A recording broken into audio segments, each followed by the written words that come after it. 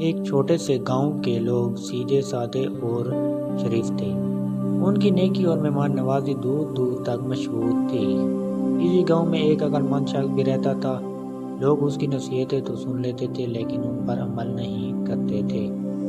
ایک ٹھگ نے ان کے متعلق سنا تو وہ اس گاؤں میں بڑی بری حالت میں پہنچا اور لوگوں کو اپنے لوٹ جانے کی جھوٹی داستان سنائی۔ ان لوگوں نے ہمدردی کرتے ہوئے اس کی خوب آؤ بھگت کی اور رہنے کو ایک مکان میں انتظام کر دیا۔ کچھ دن گزر گئے تو ٹھگ نے گاؤں والوں سے کہا، مجھے ایک کلہاڑی دے دیجیے، میں لکڑیاں کاٹ کر اپنا گزارا کروں گا۔ مجھے یہ اچھا نہیں لگتا کہ آپ لوگوں پر بوجھ بنا رہوں۔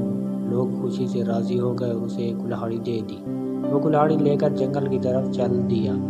سارا دن وہاں ایک درخت کے نیچے بیٹھا رہا اور شام کو کلہاڑی لیے خالی ہاتھ واپس آ گیا۔ لوگ بڑے حیران ہوئے اور پوچھنے لگے کہ خالی ہاتھ کیوں لوٹ آئے؟ کیا کچھ خشک درخت نہیں ملا؟ ٹھگ کہنے لگا کہ درخت تو کئی تھے لیکن جب میں ایک درخت کاٹنے لگا تو اس درخت نے مجھے سے کہا، مجھے نہ کاٹو، میں تمہیں بہت مال دوں گا۔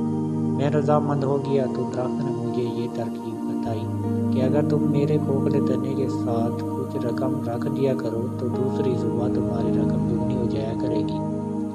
میں سارا دن وہاں بیٹھا اس پر غور کرتا رہا کہ جب تک آزما نہ لیا جائے درخت کے سچ یا جھوٹ کے متعلق کچھ نہیں کہا جا سکتا۔ لوگوں نے اپنی عادت کے مطابق اس پر یقین کر لیا۔ انہوں نے اس سے پوچھا، آزمایا کیوں نہیں؟ ٹھگ کہنے لگا، یہ تو آپ سب جانتے ہیں کہ میں ایک لٹا ہوا مسافر ہوں، بھلا میرے پاس رقم کہاں؟ آپ لوگ چونکہ میرے محسن ہیں اس لیے میں آپ کو یہ ترکیب بتا رہا ہوں تاکہ آپ کے احسانات کا بدلہ کچھ تو اتار سکوں۔ لوگوں نے اس کے خلوص کی تعریف کی اور اس ترکیب کو آزمانے کا فیصلہ کیا۔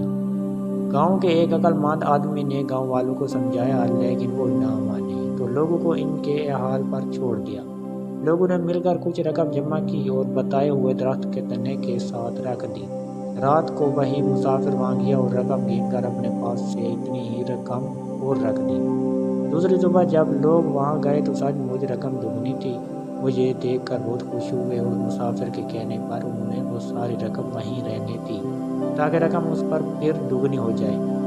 ادھر عقل مند آدمی بہت حیران تھا اور سوچ رہا تھا کہ یہ کیسے ہو سکتا ہے۔ بہت غور و فکر کے بعد وہ سمجھ گیا کہ مسافر کوئی ٹھگ ہے۔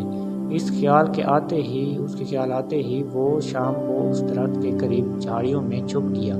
جب اندھیرا چھانے لگا تو وہی ٹھگ جو مسافر کے روپ میں تھا چھپتا آیا اور رقم کے برابر اتنی ہی رقم اور رکھ دی۔ عقل مند آدمی یہ دیکھ کر دل ہی دل میں خوب ہنسا۔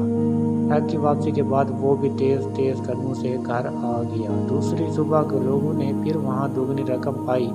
اب تو انہیں یقین ہو گیا کہ یہ آدمی سچ کہہ رہا ہے اور یہ درخت ایک کراماتی درخت ہے۔ ٹھگ نے ان سے کہا، اگر آپ لوگ یہاں بہت سی دولت رکھ دیں تو دنیا کے بہت امیر انسان بن جائیں گے۔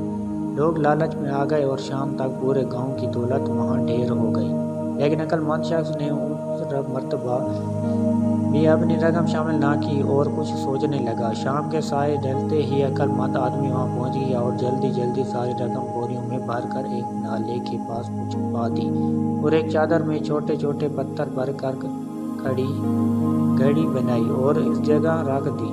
رات کو ٹھگ خوشی آیا۔ وہ سمجھ گیا کہ آج لوگوں نے اپنی ساری رقم چادر میں باندھ دی ہے۔ اس نے گھڑی اٹھائی اور وہاں سے چل دیا۔ ادھر عقل مند شخص کو جب یہ یقین ہو گیا کہ اب وہ دھوکے باز نہیں آئے گا تو وہ بھی گھر واپس لوٹ آیا۔ دوسری صبح جب وہ لوگ خوشی وہاں پہنچے تو رقم وہاں سے غائب تھی۔ سب اپنے سر پیٹ کر رہ گئے۔ وہ ٹھگ کے ٹھکانے پر آئے لیکن وہاں بھی نہیں تھا۔ شام تک وہ اسے ڈھونڈتے رہے لیکن وہ نہ ملا۔ ادھر ٹھگ ساری رات مسلسل چلتا رہا تاکہ گاؤں والوں کی پہنچ سے دور ہو جائے۔ کافی دور جا کر ایک جگہ رک کر جب اس نے گھڑی کھولی تو دیکھا کہ اس میں رقم کے بجائے پتھر ہیں۔ وہ بڑا سٹپٹایا۔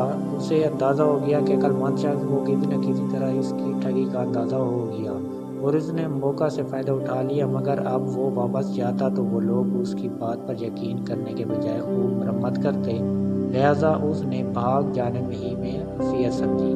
ادھر گاؤں میں جب لوگ کافی پریشان ہو چکے تو عقل مند آدمی نے انہیں سارا واقعہ بتایا اور ان کی وہ رقمیں بھی انہیں واپس کر دیں جو دگنی ہو گئی تھی۔ لوگ بہت خوش ہوئے اور اس کے بعد اس کی نہ صرف عزت کرتے بلکہ ہر کام اس کے مشورے سے کرنے لگے، تاکہ جو اس گاؤں کے لوگوں کو لوٹنے آیا تھا خود لٹ گیا۔